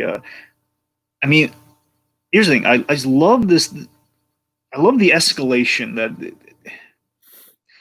Here's the thing. I get the idea. I get what Boland was going for here, and that, okay, we want people to take the drill seriously. So, you have the teachers they really check the doors thoroughly to kind of like give you like just enough of a hint that this might be real, but still you're not hearing gunfire, so no one's going to freak out too much. But then we have blanks. Who in their right mind in a school lockdown emergency would use? Because I heard did you think it was real gunfire? I did, honestly. Because who in their right mind would have blanks? Yeah. What you said exactly. It just, to me, it makes no sense why a school would actually do something like this extreme. And it would obviously, could you imagine the blowback if a school actually did this shit? That's what I'm saying. And Clay, I think Clay was absolutely in the right for chewing everyone out the way he did. And those SRO guys, they were really. Here's the thing. Again, the situation could have gone really bad, and it almost did because, I assumed the guns were blanks when Clay took the guy's gun, which, by the way, that sheriff should not have put his hands on Clay to calm him down after they did what they did throughout that whole thing. And now Clay may or may not have had a real gun in his hand. We don't know because they said blanks and they put that in the kid's head. It could have gone terribly. I love the moment that Manette has where he talks to Tyler. He's looking at Tyler and says, "What did you do?" That's a powerful moment. Where basically what Clay's saying in that moment throughout the whole context of the series is it's a powerful moment of saving your life cost me my sanity. That's what he's saying in that scene. That's a good moment. Anyway, so all of it, it's just it's crazy, man. But again, at least powerful crazy at the end of that season. And of course, I love it. Bolden did at least stuff don't hit him, and of course they hit him, and then now the school's got a lot of egg on its face, and they're gonna be going through some stuff definitely because it's insane. All right, episode 7, college interview. Yeah, not a lot here. Basically, they all go to college interviews, and amazingly, they get in based on these terrible interviews. This bugs the shit out of me, okay? This is such a bad message to send young people, Dragon. That's what I'm saying. Season 4's message and their morals are all screwed up here. It's just just botch your interview. Whatever. You'll just get into your dream school anyways because you're a main character in a TV show. I wish it were this simple. I wish basically give any flowery speech you want to an academic guy, an academic advisor guy's doing the college interview, and it's going to work out for it. I'd love to think it was that simple, but it's not. I had sex with men for money. You're in! Exactly. And okay, so let's see. So outside of all that BS, outside all that stuff here, again, I'm honestly kind of surprised they didn't do the college interviews as the framing device. You mean for the whole season? Yeah. It's not a bad idea, actually. You bring that up. Actually, it would have been a smarter way to go about it. Let's see. Let's see. So, anyway, Justin, of course, his mother dies, which here's the thing. The way I read that's what causes the relapse. His mother dying is what causes the relapse versus him doing that whole stupid drug test thing, which is still confusing. I like to think he was sober during that, but I can't because I can't track what's going on there. Point being, mother dies. Understandably, he relapses. He's hitting a low point here. And I love the raw acting he has with the Jensens, where they're trying to plan the funeral, and he's just like, I don't want to cost you any money. It's just a really raw and angry scene. Again, good acting in the season. Terrible material, good acting.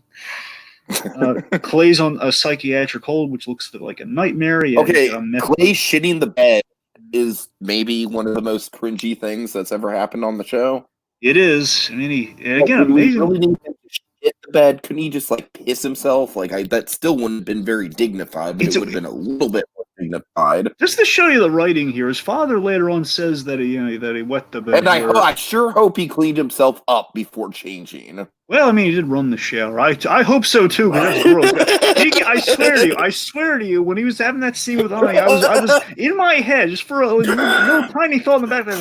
Oh man, I really hope he just got a little bit in there. I really don't get what the writers were thinking with this. Because again, like I'm going by what Clay said there before it was. I don't know. It's just it's all. Anyway. By the way, I've seen like a couple memes of that scene where like Clay is just like, I've shit the bed, and over Clay's head is just the word writers, and then the psychiatrist is just like, oh man, and the psychiatrist is Netflix. Oh man. And again, still, why do we never paint a good image of the when people are on psychiatric hold? They're always like, it's like a state facility. They're always like chained to the gurney and everything. It's like, again, it's like not Pineview, but the other place that Norm was sent in Bates Motel. It's like, oh god, it's like the nightmare situation. Let's see. Clay just totally gets away scot free. Just no harm, no foul. Well, to be fair, I mean the doctor had his back, but still, I see your point though, and we keep doing it. Where every turn, he gets away with it. He does so much crazy shit this season, and never once gets in any sort of trouble. Because we need him to get to the end of the season. That's the only reason. Yeah. Because we can't lock him up. And he graduates. He graduates just fucking fine. Which is amazing. How the heck does he and Jessica? I don't know how Jessica they incited a riot. Not. You know what I mean? They still get to go to prom. Okay, anyway, hold your phone. Okay, we're almost done 7. We're almost done, so we're going to move on. Okay, so let's see. So Ani, she's offered money by Mrs. Walker there, which is a nice gesture, but still, though, Ani, that was a really, really forced storyline of like, oh, is Ani gonna? I'm like, of course, take the money, bitch. Yeah, obviously. The guy ruined everyone's life. Ambiguity about it. So, and as I mentioned before, like we bring Ani back into the equation when they wrote her out because they were out of ideas for her. And here's the thing: here's a problem with Ani. No one tells anyone anything, any pertinent information this season. Where it's like Clay had a thing where he typed into like a college interview, "I helped cover up a murder," which obviously would have raised red flags. And like Ani says, "Oh no, I wrote a better one for you. Don't worry about it." Why didn't you tell him? That might be. Yeah, that you might got be a something cell phone. To mention. You got a phone. Why didn't you tell him? I don't know. Maybe because of Dave's app. No, don't text him. Just call him. Send him a letter. Oh God. Use a pencil. I don't care. Anyway, okay. Let's see all this ridiculousness. Basically, the doc Sinise tells them that trust in people. I'd like again. They don't earn this at all, but I do like the idea of one of the best parts of 13 Reasons Why in the first season was the whole like you can't love someone back from death. You can try though. I love the whole try thing in there. Of course, this season does not try enough, but still, it's the fact that I like try is kind of the mantra that the therapist is trying to reignite in Clay. The whole you got to trust in people. Can you do that? I can try. Like that that angle of it. Yeah, sorry about that. Yeah. All right. Anyway, so let's see. Importantly, Zach takes a beating to try and balance the scales for what he did to Bryce. He's which we kind of show Diego that there's no victory in this whole stupid revenge thing. Where again, Monty was framed, which apparently means something. Doesn't really.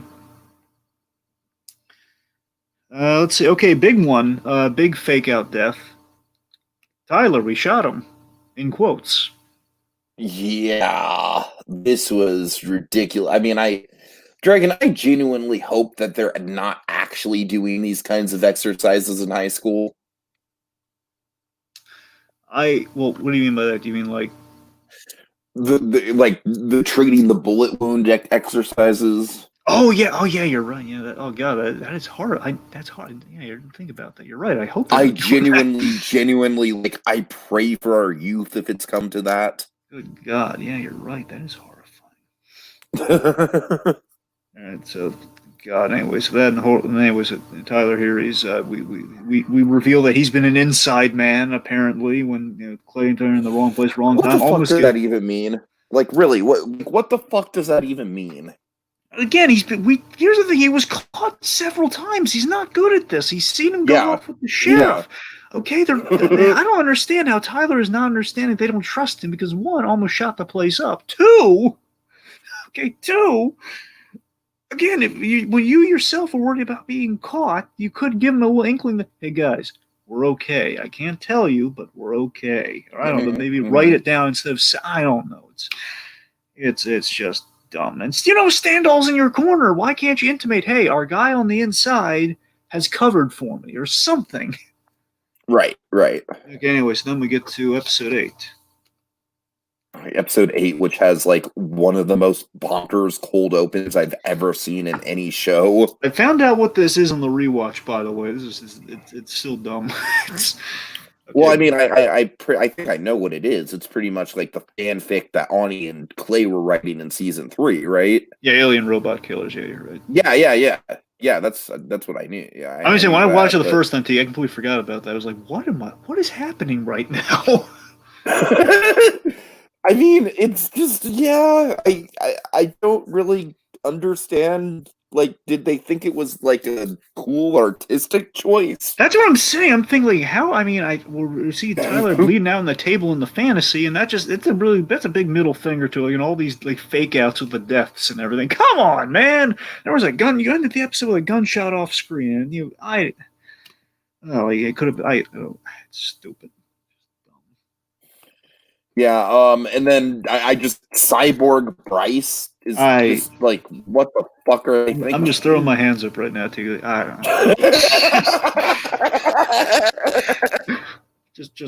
don't know why not. Just Robo Prentice. Let's go with it. All right. So anyway, let's see. So that's the kind of bonkers shit that I'm like, all right, it's entertaining in a so bad it's good sort of way for me.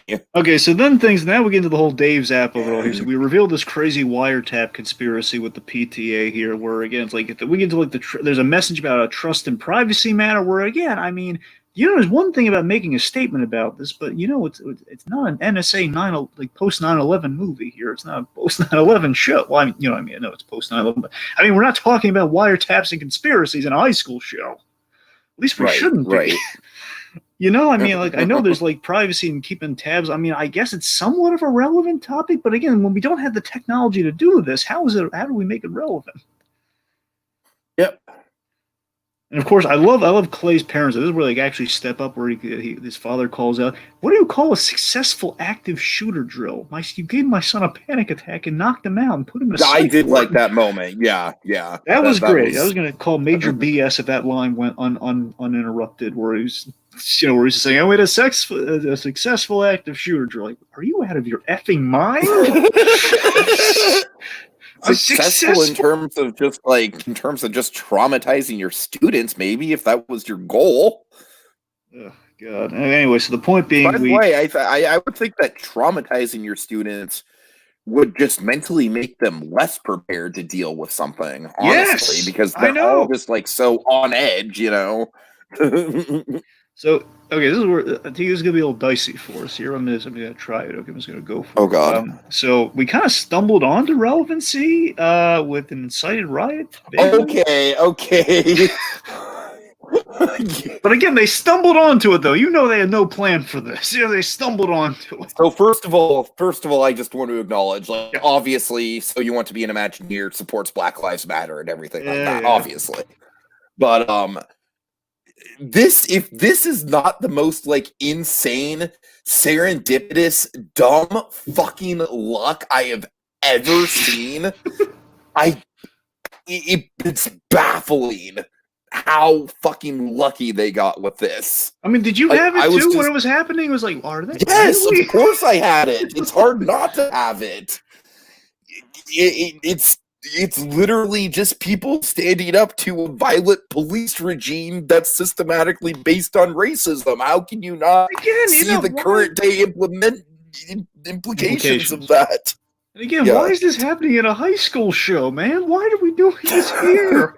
Tiki, if you asked me what's going to happen in 13 Reasons Why season 4, I would not have guessed we're going to incite a literal riot at the school. I would not have guessed that. All right, to be fair, though. To be fucking fair. All right, go on. This is not a riot. I mean, it becomes one, you know. I mean, it becomes one, but it's the police instigated into one. They are not rioting. I want to make a point of that. Well, you're right. What I'm saying is, again, it's a police incited riot, but that's right. Anyway, so what happens is, it's so odd that racism bonds the love triangle rivals. Like I do kind of like that plays out. Like Justin and Diego become mini buddies for a moment there. It's like, hey, you had my back. It's like, hey, we were in a fight. We were just talking. And he's just like, hey, he's all over Diego. Not doesn't care at all about Justin there. And he's saying he calls him a Mexican and everything. He's being very insulting. And then, of course, it all turns like when the sheriff, again, the school appointed SRO sheriff guy pulls his gun on an unarmed student.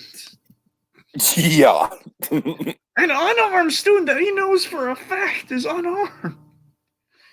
It just escalates from there, and they all see this. Then everyone witnessed this. How crazy this was. And it's just how twisted. Again, here's the thing. This is where it gets worse. Okay, so literally, Clay and Jessica kind of like they do like the peaceful walk out. Like, okay, we're just gonna walk out there. I love they had no plan, by the way. This is what's crazy about it. It's like they look to each other. Okay, I guess we're walking out. They walk out and everyone follows them. And then there's outside the place thinking, well, what do we do next? And they're standing out there because they have no idea what to do next. And then this is how the riot gets incited by the sheriff's side of things. They were like, you can't come back in. Don't you want him to come back in? Or like, why are we saying no? And we're beating the shields and everything. And like, this is crazy. Yeah.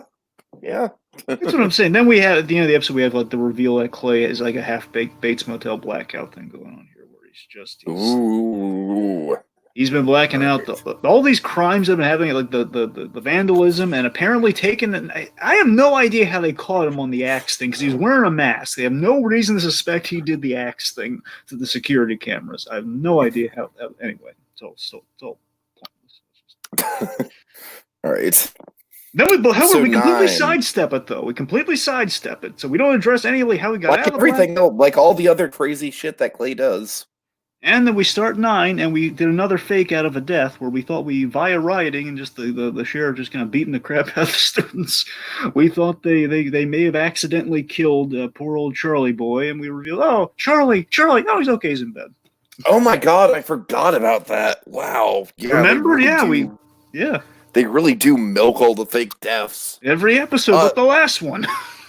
By the way, I feel like we should give Charlie his due for like one little minute or so, because I feel like he was a decent character. That's what I'm saying. He and Alex, they were kind of the MVPs of like one of the few things that worked from start to finish with the thing. The two of them together. I think it was really weird how like I had to look up and even remember that he was in season 3. I thought it was really weird that it's like all of a sudden he's like a big like major focal point of the group.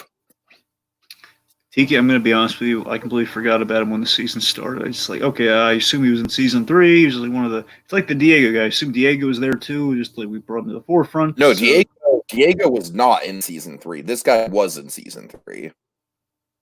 Well, apparently I know nothing, so I'll give you points on that one. All right. Life of me, I can't remember what he did in season 3. I assume. Oh wait, no, I think what he did was he was basically like the one jock who actually was like, "Hey guys, this is wrong." That makes sense.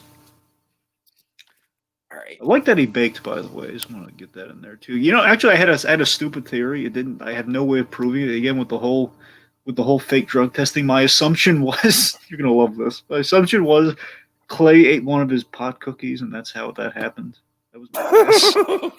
God. That's the only way I could think conceivably how we could have. Anyway, can I just say with the drug testing though? Yeah. The parents are like way. I mean, I understand that Justin is recovering and everything, but like the parents are way over the top if it's just pot that they're worried about. Well, no, they're worried about something more serious than pot. I'm just saying, I assume something like pot would set off the thing. They're not worried about pot. They're worried about the heroin. They're worried about them relapsing. All right. Anyway. So I got to be honest with you. I was bored to tears through most of this episode. You know what's weird? You're not going to believe this. What? Actually, I think the prom actually was one of the only sane episode of the bunch. Honestly, I think that's why I found it so boring.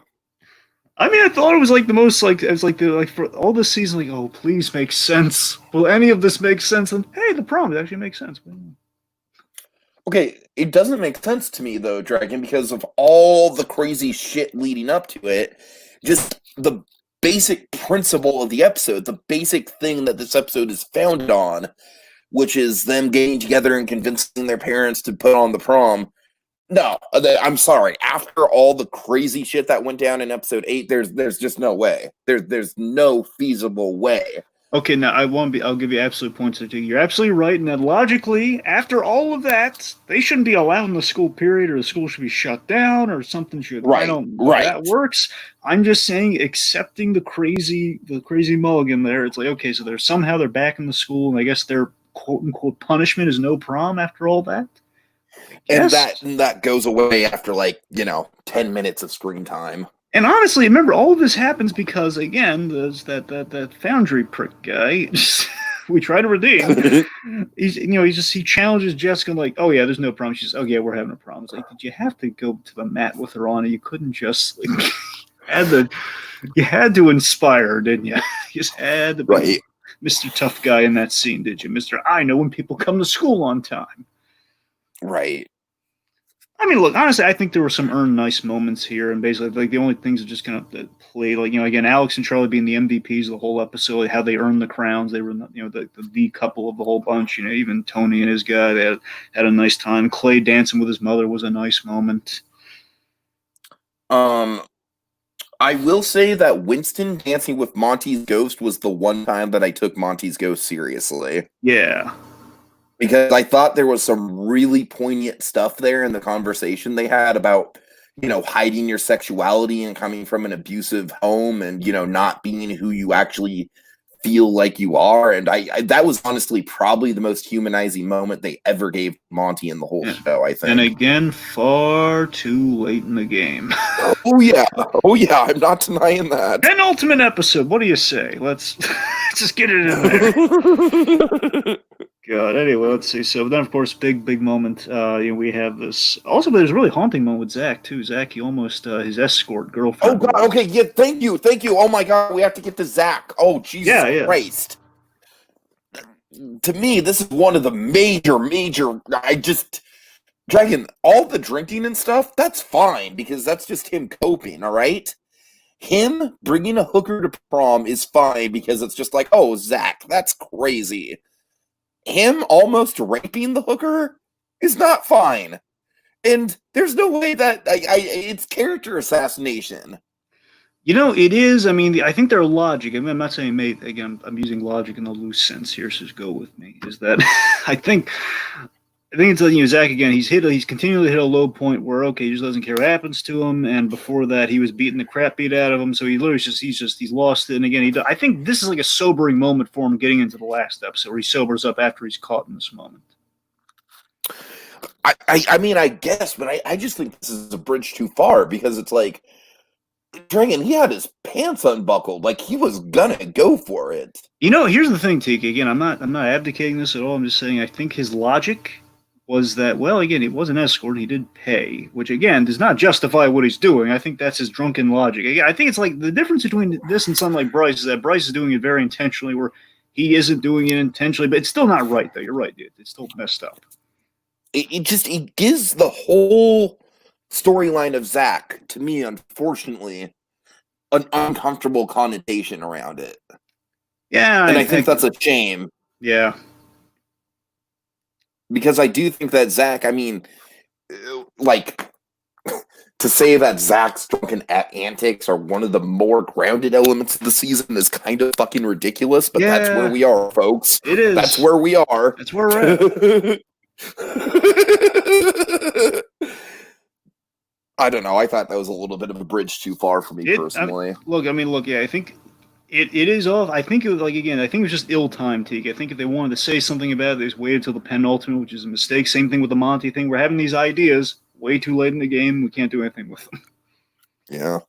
All right. It's a big thing. And then Justin collapses. Yeah, but also Jessica and Justin had a really nice kind of reunion thing. He already showed up looking dapper in his little white tuxedo thing, and then their little romantic moment, then collapse. So this time, okay, I guess Justin's going to be fine given the pattern here, but no, penultimate episode.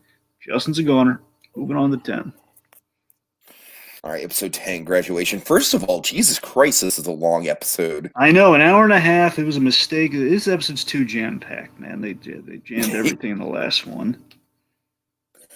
Here's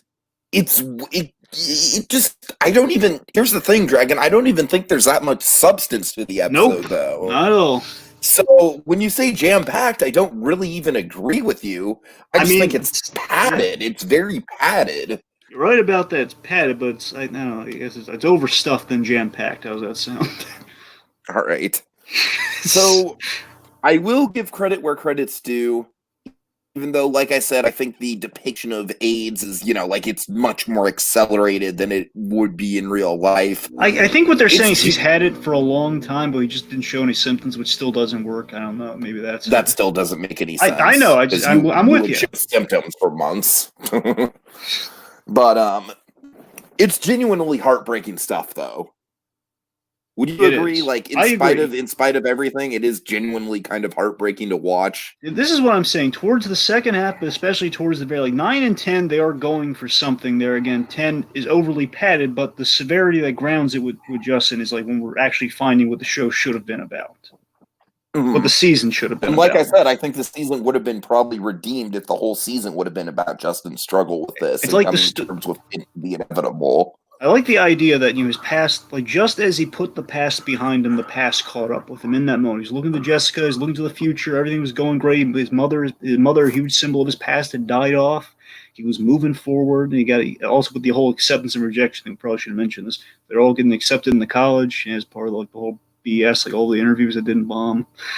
Point being, everything was just going great for him, and then death, AIDS, HIV, which progressed to AIDS from all the homeless prostitution, and it's tragedy upon tragedy. It's mounting tragedy. And it's so sad.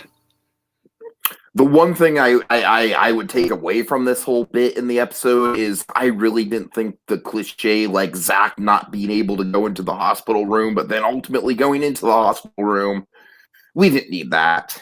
You only get away with that if you're Guardians of the Galaxy or Onward, folks. You don't get away with that otherwise. Or South Park, honestly. I'll take your word on that. Believe it or not, South Park had a really, really poignant storyline based on that. But so we have a weird, really out there scene with Clay. Would you agree? I mean, it's a well acted scene, but it's an out there scene where this is all too much for Clay to bear, and he kind of nearly commits suicide by cop, I think. Oh, this is another thing where it's just, honestly, Dragon, at this point in the season, it's just okay, there's so much insane shit that Clay has done this season. It's fuck it, why not? One more insane thing to just pile on. Why the hell not? Let me ask you this, Tiki. I mean, it seems to me season 4 as a whole, the main issue of season 4, they're always every season's kind of about something. Where it's first season very clearly suicide, main theme. Yeah. This season seems to be, I think what they're trying to do with Clay is the mental illness seems to be really on display this whole season. Yeah. We're covering a lot of ground there because, there's the anxiety, there's paranoia, there's kind of a dissociative identity thing going on. There's a lot there. I mean, how do you feel about kind of Clay being on center focus and that kind of being the grounding thing for the season? I mean, one thing I will say, Dragon, is I remember when I was a senior in high school about to graduate, my mental health was a hot mess. I mean, high school, just even without all this shit, it does things to your mental health. Just me trying to graduate in its own right was stressful as hell because I had a couple bad egg teachers who really wanted to hold me back just because they were dicks. That's a whole story I don't want to get into, so I do think it makes sense. I feel like the whole the whole theme of the season is sort of like the anxieties of transitioning from childhood into adulthood. And I think it's played well enough. I don't think it's nearly as well defined as like, season one being the suicide season or season two being the school shooter season. But I do think it has a better grasp on its identity than season three being the murder mystery season is. Because with season three, I mean, I don't know, I've already said this, but like I feel like the fatal flaw with season three is that they kind of abandoned the murder mystery in favor of just like the redemption story for Bryce, and that was the fatal flaw. Right. Let's see. So, of course, ultimately, Clay, I think what he does here, he needed, I like that he kind of needed someone to save him and Diaz, where he kind of realizes, if he had a little bit of faith in the system, it would have actually, it was kind of in his corner the whole time, but he just didn't know it. Uh-huh. So that ventilator scene, man, that was, especially where we're at now, vaguely, just by sheer cosmic luck, vaguely relevant. Right. Seriously, the way the actor who plays Justin, what he did here, like his voice is like terrible when that ventilator came out during his last breaths of a performance. That's powerful stuff. And of course, like that scene he has with Jessica. I really respect the fact that his last breath was taken in just like a random quiet moment where they're all sitting around. It's not like some big heartfelt like goodbye and him going quietly into the night. No, it's just like randomly in the middle of the day he just goes. Oh yeah, and I love the exchange with Jessica before we have the random kind of goodbye. The random just kind of like death moment. I love what he says, like I ruined your. Okay, essentially he says like, you're effing crazy. I ruined your life. And like, no, you taught me how to love. You taught me what love really is, man. It's like that was a really nice scene there. The whole like Justin's like, no, I didn't help your life at all. I ruined it. Just that really great, honest like reflection about himself. It's like, and she comforts that after that. Anyway. Of course, we have the Alex and Winston closure, which again, rolling eyes on that one. It's just like I said, it's just incredibly predictable from the minute that Alex and Winston got together. I obviously knew what was going to happen. We have Diaz and Deputy Standall just giving like the little wink of like, "Hey, I know what you did last season. It's okay. We're gonna plow it away. We're all good, buddy. We're all good." Had a moment with the Jensen kid too. We're all good. Let's see. It's not quite that tongue in cheek, but I mean it's kind of that tongue in cheek. Anyway, so Clay and Elman, they have a moment there about about telling your story and about basically it's about who you might become, about finding out who you are, basically kind of gilding the lily for the whole going away to college with Tony thing at the end there.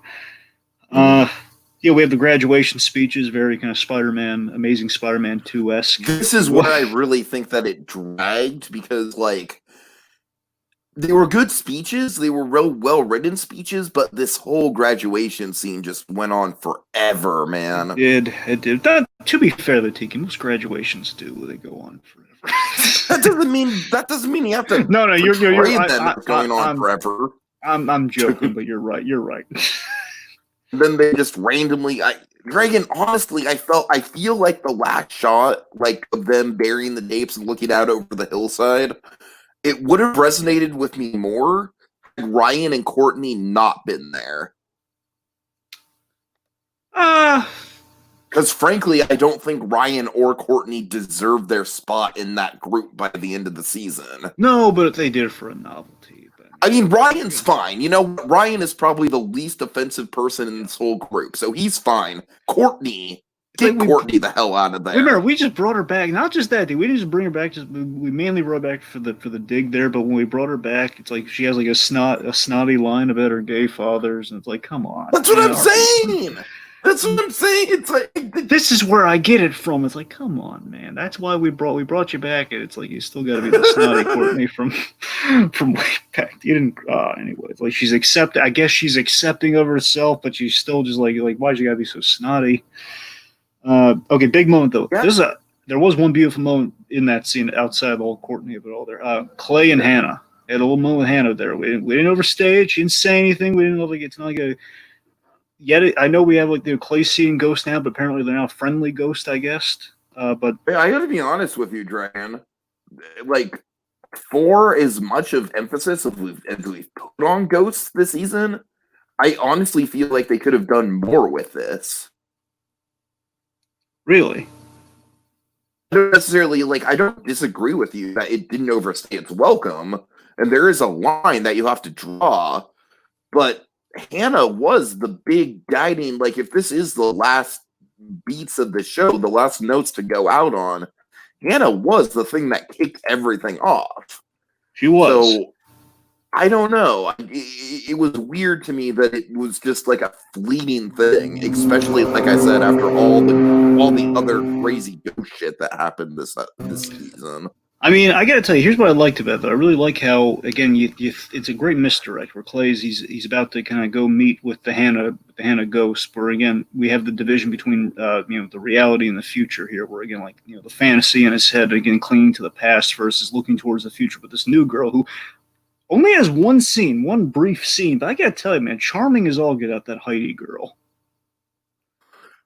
I mean, I'm not going to disagree with you that she seems charming, but I think she's kind of a cheap way to write Clay into having a promising future.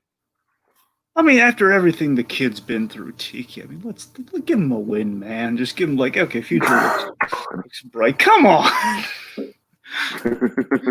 After all of this, I'll just give we killed his brother figure, man. Let's give him something. All right. Anyway, so the point is they bury the past, bury the tapes, and bury Bryce. And of course, I like that Jessica gives Bryce that moment of it's the last, all this happened because of you. So that's the only victory you'll get in this. Mm-hmm. So after we get Justin's essay about how Clay helped him and saved his life, which is kind of nice. We have but that's another thing that I feel like we didn't really need, because I feel like the show over the course of the 3 seasons that Justin and Clay were living together, we kind of already got that. We did, it's multiple endings. It was kind of just hammering it in. It's too many endings. I mean, yeah, but fucking people complain about the Lord of the Rings having too many endings, but at least the Lord of the Rings endings were had a point. Really comparing Lord of the Rings to 13 Reasons Why season 4. Well, I'm just saying that's the poster child for the too many endings thing, and I always defend it. All right. Anyway, so Clay and Tony, they're heading to the future and out of the town finally after this town's done so much stuff to them. They're heading out. And I do really like the last shot because it basically seems like a really candid moment. There's no flashy words of wisdom or anything. It's just them just kind of coexisting in that car. Yeah, I like that. That was a nice moment to end out on. And the car that started all, the car where he stole the tape player in the first place. It all starts with that car and those two friends. That was nice. Right. So, for God's sake, Dragon, I feel like we spent way too much time on the show as it is, so let's just quickly do some final thoughts and get the hell out of here. Yes, please. Okay, thoughts for me. Look, I really wish I really wish we could have ended with season 3 in large part. I really do. We had some great performances here. Crap material, utter crap. We should have. It really feels like this should have been the closing the loop season, which I feel like episodes 9 and 10 kind of glimpse there. That's the closing the loop season where, we're not stretching for another conspiracy, for another hook. I mean, the episode feels like, again, maybe that's 6 onwards where we're kind of getting into a plot, but still at that point, even it's too late. And even within that, again, until you get to the 9 and 10, we have a lot of flaws getting up to that point too. So it's a very flawed season. Again, even the most diehard 13 Reasons Why fans seem to still just oh yeah, season 4 was not good. So it speaks for itself, folks. This was not a great season by any stretch, by any barometer. Like many shows, they go on too long. 13 Reasons Why seems to have succumbed to that big time, where 3 was already in question, 4 was just that was the dive off the cliff. Hell, 2 was already a question of if we needed a second season. Sure. 2 at least brought a little something to the table. You're right. 4 was just okay, we've completely fallen off at this point. Right, yeah, I mean, I don't have much more to add to that. I do think that, genuinely speaking, Dragon, I enjoyed this season more than you did. You did. I think probably just because I'm more into the so bad it's good of it all. I was at least, none of this shit is, very good writing by any means, but I was at least entertained enough to keep watching, and I was pretty compelled to to see where it all went down, but it was mostly just because of the watching the train wreck unfold factor. It wasn't just because, like, oh man, I got to see where these characters end up. So yeah, overall, I feel like this show is just going to go down as like a very, very misguided, kind of messy series that had some really good points to make, but then ultimately just succumbed to like the too many season syndrome, and it really should have only been a standalone season if I'm being completely honest with you, because I feel like by the time we get to season 2, they're already wearing thin with some of the storylines, and just kind of like, season 2 had that ridiculous thing with the cult of jocks, and the photographs and stuff like that, and just ended at season 1. It really could have just been a standalone season. I'd go with that too. Yeah, that's. But at the very least, I feel like this series has been a really great career booster for Dylan Minnette. So I'll give it that much. If we can take anything out of this whole series, it's probably his work in it. Love the Minnette. But that, it's a piping hot mess. All right, folks. Well, I imagine that this probably isn't going to be the most popular video on the channel, and we wasted too much streaming time talking about it. But I digress. I hope for the people that are watching it, you enjoyed it, because I certainly had a fun time talking about it. All right. See y'all later. Have a good night. Monty was framed.